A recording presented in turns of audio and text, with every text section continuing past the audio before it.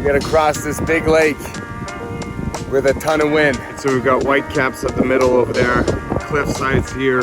Wish us luck.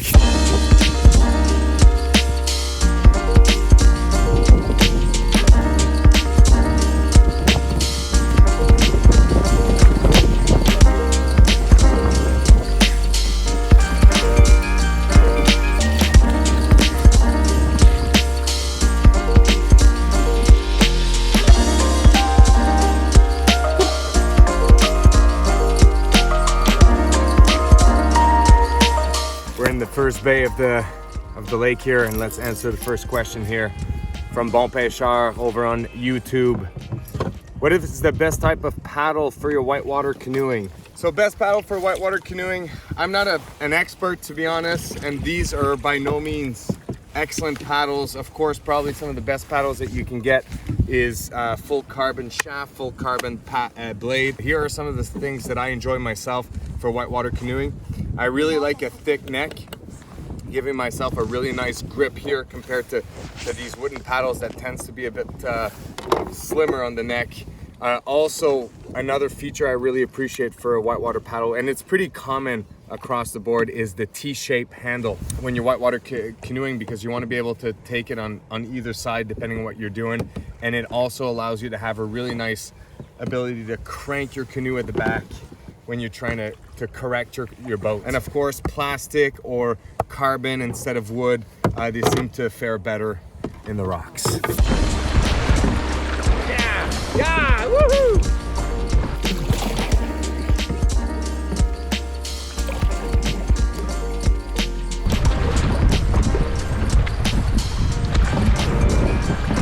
Snack time. Strawberry. I think we have time for another question. This one is from Alan. What is your go-to brand for dry bag? That's a pretty good question. Honestly, I don't think I found the perfect dry bag either, Alan. Sea Lines is a good one. AquaQuest have been making some pretty good stuff. I've got some dry bags now from Level 6 that I'm actually really enjoying, but they do come inside of like a backpack so you can carry them. That's also really good. MEC have good ones, but don't get the thin denier one. Get the really thick ones. That's what I always get because they seem to last the longest. And even if you tear them, you can always buy vinyl patches and patch them. It's good. It's good.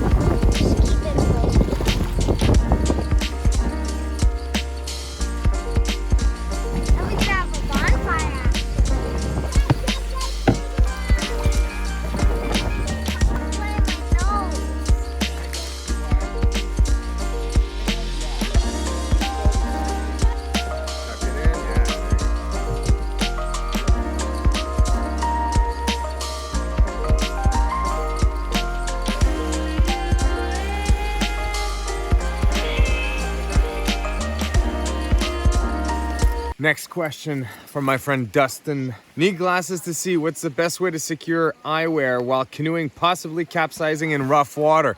Well, I don't need glasses to see, but I have someone that can answer that question for you. Brother Pierre. Oh! What do you do so you don't lose your sunglasses?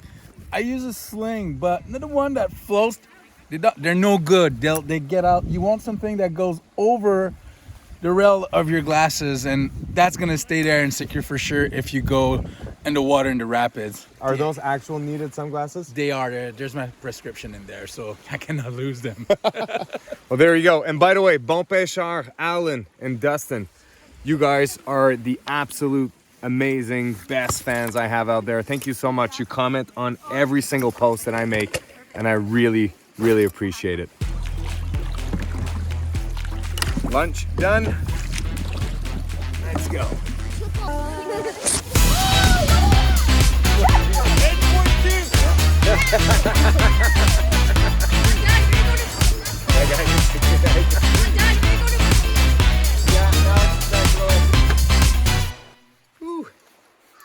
We're all set up at camp now here. Before we start making dinner, let's answer one more question here. From Still Me, what's the 3 most important items you carry? Phone and radio excluded? Oh, that's a tough question to answer, man. You know, some of the things, like for me, it's like shelters is right up there. Having a good shelter is something that you always appreciate, so you can hide from the bugs, hide from the element whenever you need it. Then your sleep system would be in there. The sleeping pad is like half of your warmth, and then the sleeping bag is the other half of your warmth. So if I have really warm clothes, definitely a sleeping pad, and then obviously something to make fire so I can cook my food and all of that. Those would be kind of my top three. We're eating sausages tonight in wraps with cheese curds. While we're waiting for the sausages to cook, let's answer some more questions here. From Esquiff Canoe, how do you keep the kids occupied when they get bored when we're out on a trip? First off, I bring books, coloring books, activity books for them when they're at camp so they can have some chill time.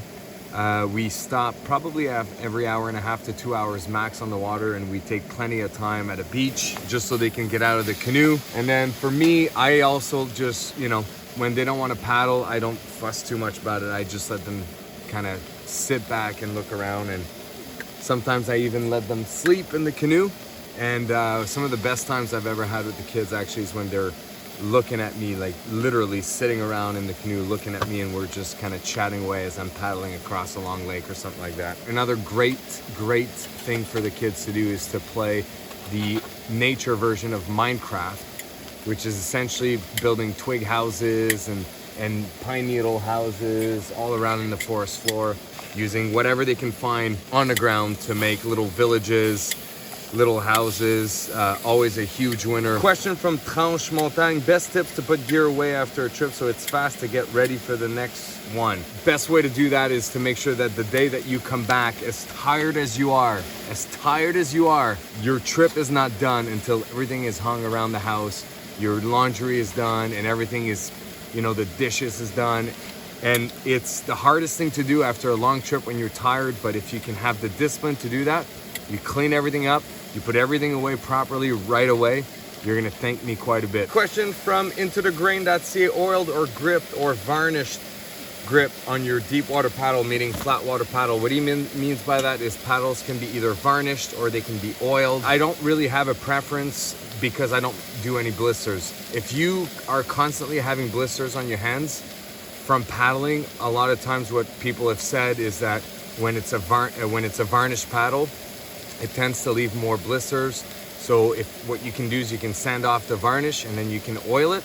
And people have reported that they create less blisters, but it's not a problem that I have. So for me, I don't really have a preference on that front. Next question from Robert Ladouceur, seeing you like coffee. What is your camping coffee technique for solo, a big group? My favorite way to make coffee on a canoe trip is very simple. I have this little Java drip, single serve from GSI.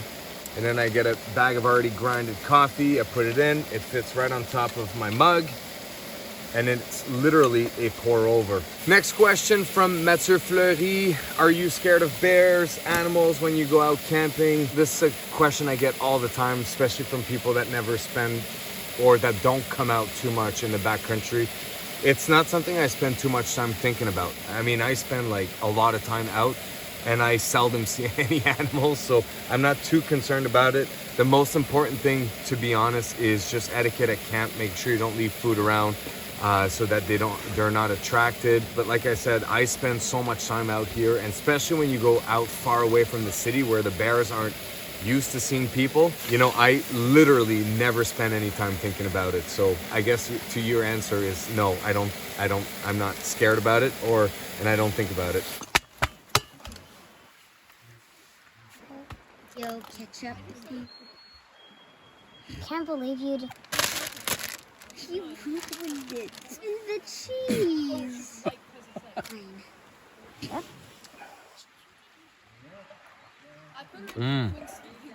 Oh yeah. Oh.